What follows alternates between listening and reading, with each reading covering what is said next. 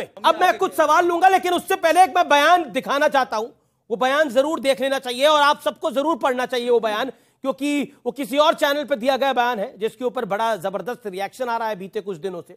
वो बयान में पहले पढ़ता हूं, फिर मैं उस शख्स का नाम भी आप लोगों को बता दूंगा। आज मुसलमान खामोश है, आप लोग भी देख सकते हैं स्क्रीन के पीछे। आज मुसलमान खामोश है, मेरी आने वाली नस्ल 50 साल के बाद, 100 साल के बाद एक इतिहास जब उनके सामने आएगा कि हमारी मस्जिद को तोड़कर मंदिर बना दिया गया या मुस्लिम शासन आ जाए, क्या इस बुनियाद पर मंदिर तोड़कर मस्जिद नहीं बनाई जाएगी? ये बयान आपको लगता है सही है? पहले आप अपनी राय दीजिए, फिर मैं। बिल्कुल गलत है जी। पहले भी मंदिर तोड़ के मस्जिद बनाया गया था। जी, जी, जी। और फिर आप उसकी कल्पना कर रहे हैं। सर मैं अयोध्या वासी हूँ। जी जी, खड़े होके बोलिए। और सारजू से लेके हनुमानगढ़ी तक कोई भी मंदिर मस्जिद नहीं है और ना थी अभी। आज कैसे कहा जा रहा है कि मस्जिद छोड़ी गई? जी, अब मैं इसके ऊपर स्वामी दीपांकर और सुधांशु जी आपका रिएक्शन देता हूं। सुधांशु जी अब आप रिएक्ट करिए, फिर मैं शख्स का नाम बताऊंगा। वो शख्स हमारे बीच में ही है जिन्होंने बयान दिया। बयान ठीक दिया गया है। ये तो हकीकत रही है कि जब जब शासन आया है मंदिर तोड़े गए, थोड़ा और ऐड कर देना चाहिए और उसके बाद ये भी कह देना चाहिए कि मंदिर भी तब तोड़ेंगे जब समय आएगा और एक दूसरे की मस्जिद में धमाके भी करेंगे, क्योंकि वो भी करते हुए खूब दिखाया गया है। ये बयान जो दिया है वो साजिद रशीदी ने दिया है। साजिद रशीदी, ये बयान आपने क्यों दिया? क्या जरूरत थी? गलत बात है। वो स्वामी दीपांकर कह रहे शेमफुल है ये स्टेटमेंट। हाँ बिल्कुल, देखो शर्म आ रही है आपको? हर आदमी को अपनी राय रखने का अधिकार है, स्वामी जी को भी अधिकार है। वो शेम कहें शेमफुल कहें, मुझे कोई एतराज नहीं। मैं सिर्फ एक सुधांशु भाई ने बहुत इसका मतलब क्या है कि आज मुसलमान खामोश है? बोलने तो दो। आप तो बोल रहे हैं, मैं बोल आप खुद ही बोल रहे हैं, आप खामोश कहाँ हैं? मैं बोल रहा हूँ, सुनिए। जिस वक्त बाबरी मस्जिद बनी, शासन किसका था? मुसलमानों का था। जब बाबरी मस्जिद तोड़ी गई, शासन किसका था? हिंदुओं का था। मैंने ये कहा कि अगर 100 साल के बाद 200 साल के बाद परिवर्तन आया तो ये तारीख तो पढ़ेंगे ना लोग कि मस्जिद तोड़कर मंदिर बनाई गई। जी जी जी, स्वामी दीपांकर का पहला रिएक्शन। फिर इन्होंने मान लिया कि मुसलमान होने के कारण वो तोड़ा गया था। इन्होंने मान लिया कि मुस्लिम होने के कारण मंदिर तोड़ा गया था। आपने खुद कहा कि मुस्लिम मेजॉरिटी था, मंदिर तो टूटा ही नहीं उस वक्त। इसके कड़े शब्दों में निंदा विंदा जैसी अजीब चीज नहीं।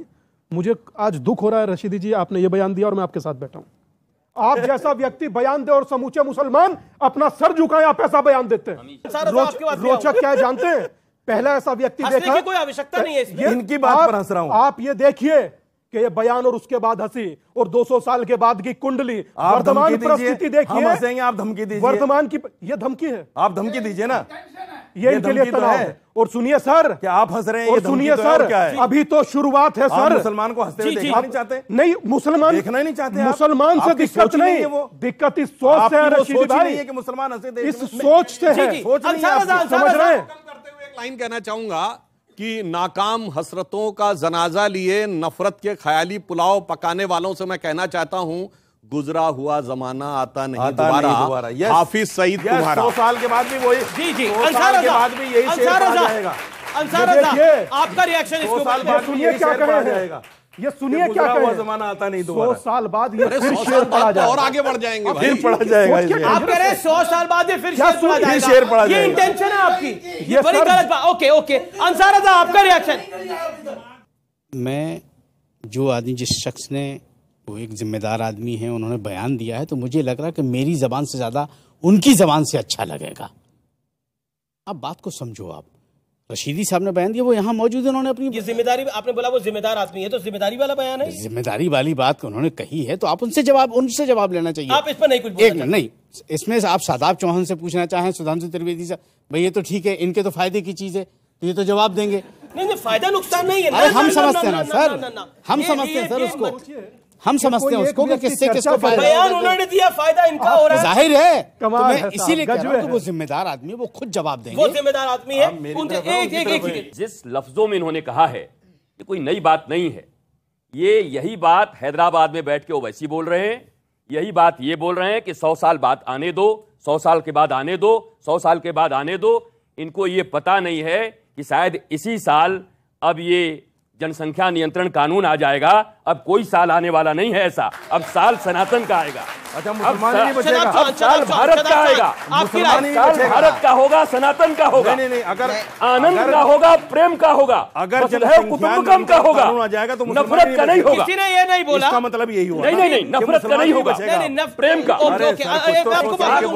शदाब चौहान लंबे इंतजार करते बयान सवाल भी ऑडियंस आपके ऐसे बयान होंगे, मैंने सोचा नहीं था। जनसंख्या नियंत्रण कानून से मेरा क्या मतलब है भाई? और आप क्यों चिढ़ रहे हैं फिर? मैं तो महाराज, अगर मैं बोलूंगा सुनिए कानून, क्यों चिढ़ रहे हो फिर आप? लाइए कानून। अगर आपका कोई मतलब नहीं है, क्यों चिढ़ रहे हो फिर आप? कहिए लाइए कानून। महाराज जी ने एक बहुत बड़ी बात कही। एक सेकंड शादाब चौहान, महाराज जी ने बड़ी बात कही कि इस साल जनसंख्या नियंत्रण कानून आने वाला है।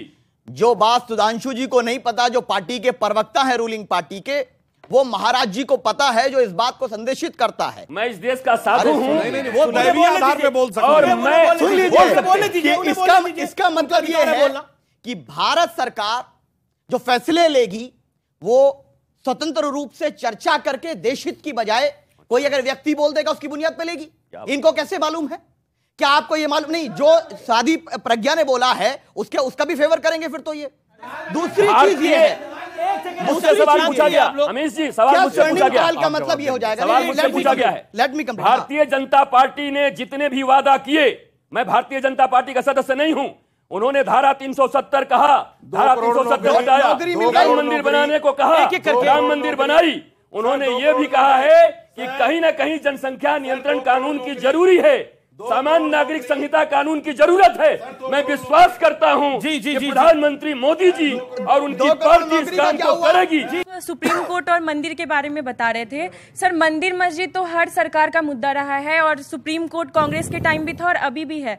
तो अगर सुप्रीम कोर्ट किसी भी मुद्दे को कानून में रह के फैसला ले रही है तो आपको क्या दिक्कत है इस चीज? ये बड़ा इंपॉर्टेंट बात है। अगर कोर्ट फैसला ले रही है तो फिर क्या दिक्कत है? क्योंकि अभी पीछे बात हुई कि काशी और मथुरा की भी बात होने लग गई है, कोर्ट में जा रहे हैं। कोई ये तो नहीं, जबरदस्ती तो किसी से कोई छीन नहीं सकता इस देश के अंदर। थोड़ी जबरदस्ती गई थी बाबरी मस्जिद। मोहतरमा, हमारे देश का एक संविधान है। मैडम जवाब सुनिए। एविडेंस नहीं है मैडम, एविडेंस नहीं है मैडम, एविडेंस नहीं है। आर्कियोलॉजिकल सर्वे ऑफ इंडिया के पास, अरे जवाब तो सुनिए। आर्कियोलॉजिकल सर्वे ऑफ इंडिया के पास एविडेंस सच है। इन्होंने जो बोला कि कोर्ट ने कहा कि 500 साल पहले वहां पर कोई तोड़ा गया था, इसका आर्कियोलॉजिकल एविडेंस नहीं, क्योंकि सच है 1992 में वहां पे कोई ढांचा था, इसका कोई आर्कियोलॉजिकल एविडेंस नहीं, डॉक्यूमेंटरी एविडेंस है, डॉक्यूमेंटरी एविडेंस है, कोई आर्कियोलॉजिकल एविडेंस नहीं है। इसलिए मैं कहना चाह रहा हूं, आपसे ये उम्मीद नहीं। ये तो बहुत बड़ा बयान दे दिया आपने। गैर जिम्मेदार, ये तो बहुत बड़ा बयान दे दिया आपने। मस्जिद का वीडियो अगर डॉक्यूमेंट्री एविडेंस को आप डिनाई कर दे, कुछ भी नहीं। एक साइड से बोले ना, शदाब बोल रहे हैं। अरे भाई मेरी बात तो सुनिए, मैं वही कह रहा हूं, डॉक्यूमेंट्री एविडेंस है, आर्कियोलॉजिकल एविडेंस नहीं है। अगर 100-200 साल बाद ये डॉक्यूमेंट्री एविडेंस है, आर्कियोलॉजिकल कहीं नहीं है। एक बात सुनिए, ये जो आप कहते हो कि इतिहास इतिहास इतिहास, क्या रोमिला थापर के इतिहास से पूरा सनातन संस्कृति चलेगा? हमारा 1 अरब 97 करोड़ साल पुराना इतिहास है। हम उस इतिहास की बात करते हैं। रामायण और महाभारत को, जिनको लोग माइथोलॉजी कहते हैं, मेरे प्यारे बच्चों जो आप यहां बैठे हुए हैं भारतवर्ष के, इस बात को जानो, ये ग्रीक वर्ड है माइथोलॉजी। हमारा वो स्वर्णिम इतिहास है, हिस्ट्री है। भगवान राम और कृष्ण के यहाँ के हिस्ट्री है, उनको माइथोलॉजी कह के डिनाई मत करो। इसलिए मंदिर इस पर मैं एक बात कहना चाहता हूं, अगर भगवान राम माइथोलॉजी थे तो राम सेतु कहां से बन गया? अगर भगवान राम माइथोलॉजी थे तो श्रीलंका में अशोक वाटिका कहां से? अगर भगवान राम माइथोलॉजी थे तो अयोध्या कहां से है? अगर भगवान राम माइथोलॉजी थे तो चित्रकूट का वो पहाड़ कहां से आया? ये सब सच्चाई है। अगर वासुदेव कृष्ण सच्चाई है तभी तो मथुरा है। स्वामी जी ने एक बहुत अच्छी बात कही, ये माइथोलॉजी वर्ड कहां से आया है? अंग्रेजी में शब्द है ना मिथ, MYTH मिथ। ये मिथ शब्द कहां से आया है? संस्कृत के मिथ्या से आया है। ब्रह्म सत्यम जगन मिथ्या, जो मिथ्या होता था उसको। अब ये बताइए कि महाराज जी सही है, सुधांशु जी सही है, वो ग्रीक बता रहे हैं, आप संस्कृत समझे नहीं। पूरी बात एक ही बात है। नहीं सुनिए तो पूरी बात। अरे सुनिए, जननी संस्कृत है। हाँ, आपने एक बहुत बड़ी बात कही शुरू में कि 2023 आ रहा, स्वर्णिम काल कहलाएगा, ठीक है ना? स्वर्णिम साल कहलाएगा। चलो मैं सुधांशु त्रिवेदी जी से एक सवाल पूछना चाहता हूं और बहुत मोहब्बत से पूछना चाहता हूं कि सुधांशु जी जिम्मेदार आदमी हैं, पढ़े लिखे आदमी हैं और रूलिंग पार्टी के प्रवक्ता भी हैं। अभी हिंदुस्तान में कितने लोगों को फ्री राशन दिया जा रहा है, एक बात का जवाब दे देंगे मुझे, कितने लोगों को राशन दिया जा रहा है सर? 83 पॉइंट कुछ करोड़ लोगों को दिया जा रहा है ना। इसलिए दिया जा रहा है कि उनके पास परेशानियां हैं, जरूरत है। आप स्वर्णिम काल कह रहे हैं इसको। 85 करोड़ लोग बेरोजगार बैठे हैं और आप स्वर्णिम काल कह रहे हैं इसको। इनके पास कारोबार नहीं है, उसको आप स्वर्णिम काल कह रहे हैं। और आप कह रहे हैं मोदी जी ने बहुत अच्छा कर दिया, मतलब सरकार को राशन पहुंचाना पड़ा उनके घर पे कि वो मोहताज हैं, उनके पास कारोबार नहीं है। मैं आपसे जानना चाहता हूं, उनके पास कारोबार नहीं है, रोजगार नहीं है, ताकि सरकार उन्हें खिला रही है। देखिए वो 80 करोड़ लोगों को अनाज क्यों पहुंचाना पड़ा? जब कोविड आया लोग कहते थे अगर हम बैंक के अकाउंट में पैसा भी पहुंचा देते, सप्लाई चेन तो खत्म हो गई थी, दुकानें बंद थी, अगर सारे लोग पहुंच जाते दुकानों पर राशन खरीदने के लिए राशन नहीं था। तो ये जो मूर्ख लोग हम लोगों को बता रहे थे कि पैसा दीजिए पैसा दीजिए, मोदी जी ने समझदारी के साथ कहा। कोविड को गए हुए कितने साल हो गए? कितने साल का हुए? अरे दोबारा है, अभी दोबारा आ गया, अभी तो दोबारा अलर्ट आ गया। मतलब राहुल गांधी की अभी दोबारा अलर्ट आ गया, मतलब राहुल गांधी की यात्रा रोकने तक रहेगा, राहुल गांधी की यात्रा रोकने तक रहेगा कोविड।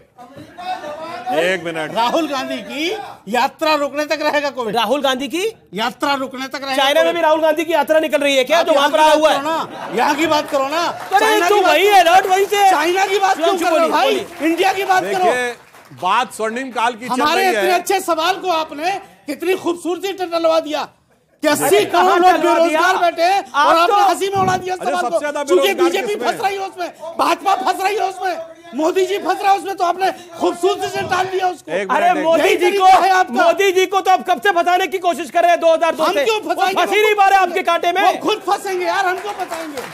क्योंकि बार बार कहा जा रहा है कि सनातन का स्वर्ण साल इसको क्यों कहा जा रहा है, देश का स्वर्ण साल इसको क्यों कहा जा रहा है।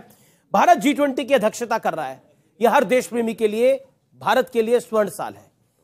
भारत ने अपने लगभग 100 करोड़ लोगों को वैक्सीन लगवा दी है, यह भारत के लिए स्वर्ण साल है। भारत इस युग में खास तौर पर इकोनॉमी के लिहाज से, जो जनाब ने भी बात करी, इकोनॉमी के लिहाज से हम 5वीं बड़ी अर्थव्यवस्था बन रहे हैं और हम 5वीं ग्रोइंग इकोनॉमी बन रहे हैं। यह भारत के लिए स्वर्ण साल है। और सबसे बड़ी बात, आज विश्व में 2 देश लड़ाई लड़ रहे हैं, रशिया और यूक्रेन। और बाहर के देश क्या कहते हैं कि अगर इस लड़ाई को कोई रुकवा सकता है तो वह भारत रुकवा सकता है। यह भारत के लिए इसलिए स्वर्ण साल है। और अर्थमेटिक के हिसाब से, क्योंकि सुधांशु त्रिवेदी केमिकल इंजीनियर भी है और ज्योतिष भी जानते हैं, अर्थमेटिक के हिसाब से मैं ये फैक्ट है व्यूअर्स आप सबके लिए। और इसमें और देखिए, अगर जैसे हम डॉक्टर सुधांशु त्रिवेदी को मैं कई सालों से जानता हूं, बड़े पढ़े लिखे व्यक्ति हैं। एक सवाल जो कि कई बार इनसे मेरा पूछने का मन होता है, लेकिन आज मैं पूछ ही लेता हूं। सुधांशु जी एक बात बताइए, अगर अर्थमेटिक के हिसाब से अगर हम समझे और एस्ट्रोलॉजी के हिसाब से भी अगर हम समझे, और साथ ही साथ मैं एक और चीज ऐड कर रहा हूं, हिंदू संस्कृति के उत्थान और पतन के हिसाब से भी हम समझे, तो भारत के लिए ये कैसा युग है। मैं काल की बात नहीं करता, साल की बात नहीं करता, युग की बात करता हूं। एक सेकेंड क्या इस साल चाइना और पाकिस्तान से हम कब्जा मुक्त हो जाएंगे? क्या पीओके वापस ले लेंगे हम? ये और बता दीजिए एस्ट्रोलॉजी के हिसाब से। आपकी सारी दुविधा को भी हल करा जाएगा। देखिए, पहले तो मैं कहना चाहूंगा, एस्ट्रोलॉजी की बात तो कोई जो एक्सपर्ट एस्ट्रोलॉजर हो कह सकता है, मगर जो लोग इसका मजाक उड़ाते हैं, मैं सिर्फ एक बात कहना चाहता हूं। ये बताइए, धरती पे कितने % पानी है? 70% पानी है ना? हमारे शरीर में कितना % पानी है? 70% पानी है ना? तो चंद्रमा के मूवमेंट से धरती के पानी पर असर पड़ता है और हमारे शरीर के पानी पर असर नहीं पड़ता है। क्या यह बात वैज्ञानिक लॉजिकल है? इसका अर्थ हुआ कि हर मूवमेंट के साथ असर पड़ता है। अब यह है कि अभी साइंस को उस मूवमेंट का असर नापना नहीं आया है, इसलिए वो इस ढंग का मजाक उड़ाते हैं। पर जहां तक आपने काल की बात कही, तो मैं ये कहूं कि जब भगवान राम का भव्य मंदिर आगे बढ़ रहा है, और ये कोई लोग कहते थे ना, रामलला हम आएंगे, मंदिर वहीं बनाएंगे, तारीख क्या नहीं आप कहते थे बताएंगे भैया? नहीं, तारीख नहीं बताएंगे। वो तारीख नहीं थी, वो काल चक्र की गति थी।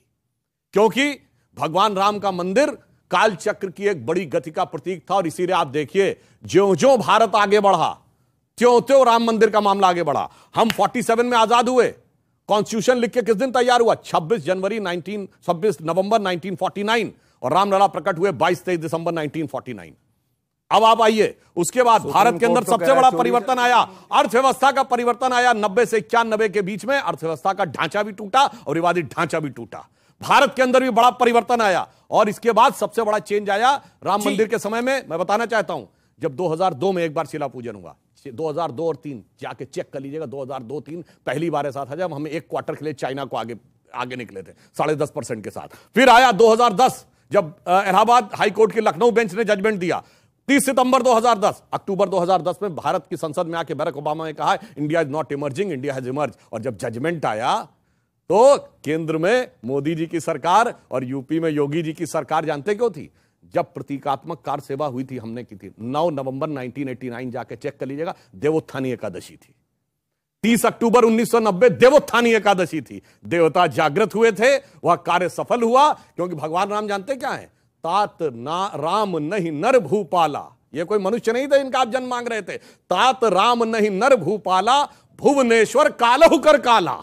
मैं तो अब ये मांग करूंगा, सुधांशु जी भी आज यहां बैठे हुए हम सभी लोग हैं, हमारी शिक्षा नीति हमारे देश के पुरातन सनातन नीति के अनुसार होनी चाहिए, ताकि आने वाली 3 पीढ़ियों के बाद हर बच्चा गर्व से कह सके मैं सनातनी और मैं भारतीय हिंदू हूं, ये कह सके। बड़ी मैं एक बात, क्योंकि सनातन पे गर्व की बात हुई, सनातन के स्वर्ण साल की बात हुई, एक चीज बीते 3 सालों के अंदर खासतौर पर पोस्ट 2018 हमने देखी है, इसमें सरकारों का अपना काम होगा लेकिन समाज का भी अपना काम होता है, और पीछे बीते 1 साल में हमने इसको ज्यादा देखा है।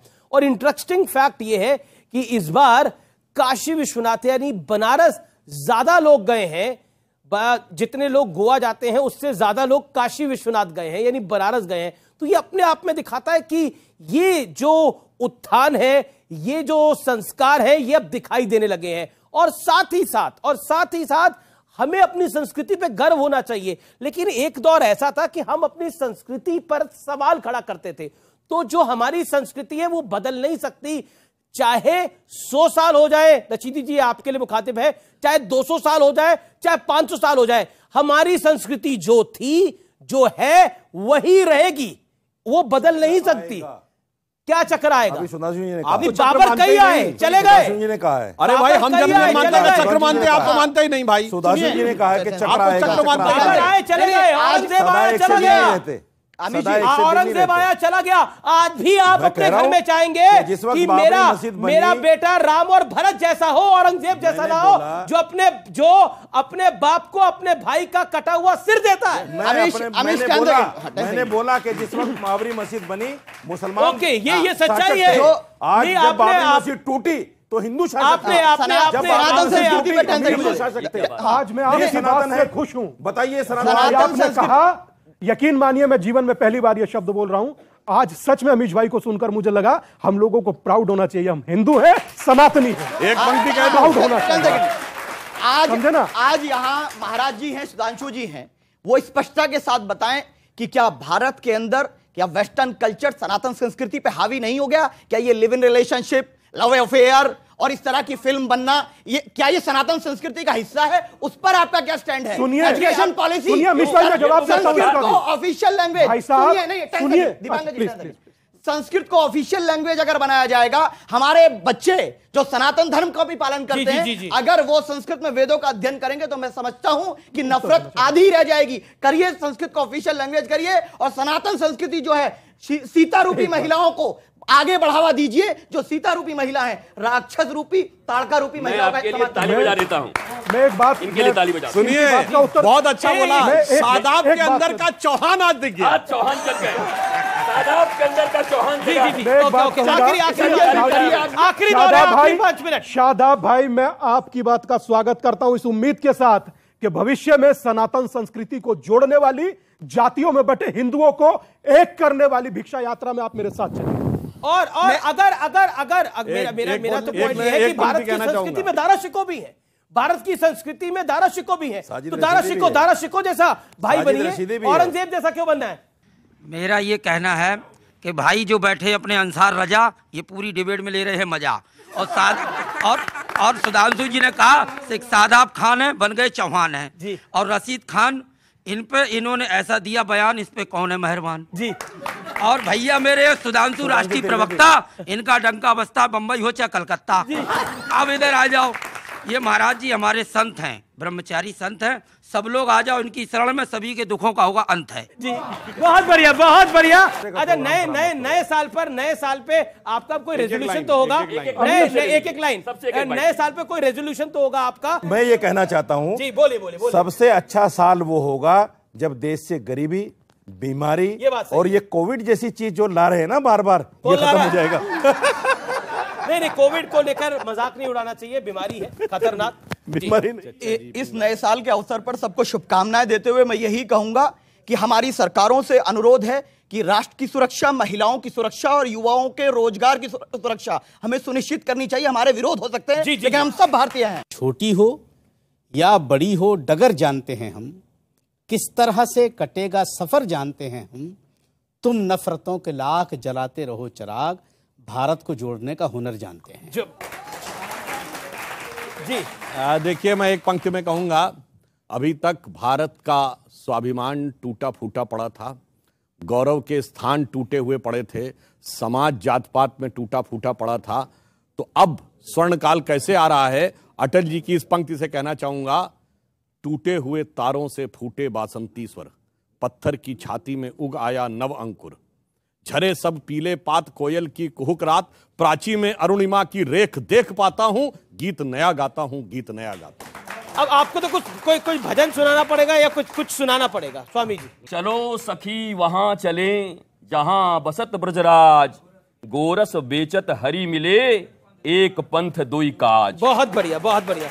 मेरा भोला है भंडारी, करे नंदी की सवारी, शंभुनाथ रे ओ शंकर नाथ रे, ओ गोरा भांग रगड़ के बोली, तेरे साथ है भूतों की टोली, मेरे नाथ रे ओ शंकर नाथ रे, ओम नमो पार्वती पते हर हर। बहुत बहुत शुक्रिया आपका हमारे साथ जुड़ने के लिए। आप तमाम मेहमानों यहाँ पर आए, आपने अपनी बात को रखा, आपका बहुत बहुत शुक्रिया। उम्मीद करते हैं कि इस साल आपने जितना हमें प्यार दिया है उससे 2 गुना, 3 गुना, 4 गुना ज्यादा प्यार आप न्यूज 18 को देंगे, आर पार को देंगे।